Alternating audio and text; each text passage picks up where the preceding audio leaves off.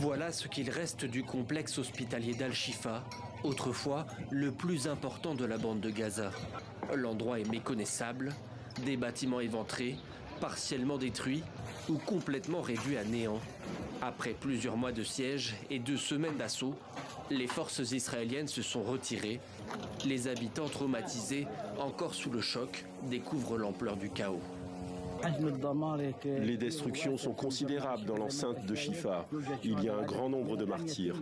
Nous allons maintenant déplacer les malades et les blessés d'Al-Shifa vers l'hôpital Baptiste, qui est le seul dans la bande de Gaza à fournir encore des services aux patients. Dans la rue, entre les débris, un cimetière a été improvisé. Des noms écrits à la hâte. Certains morts n'ont pas pu être enterrés. Leurs corps gisent encore dans le sable. Beaucoup d'habitants cherchent ici les restes de leurs proches disparus.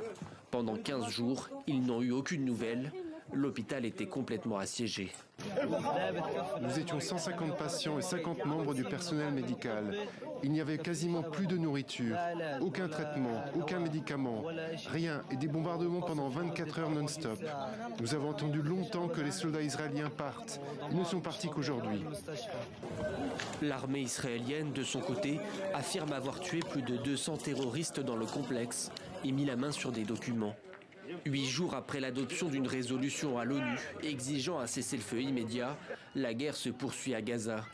L'annonce d'un assaut prochain sur la ville de Rafah, où s'entassent près de 1,5 million de réfugiés, a provoqué l'émoi de la communauté internationale.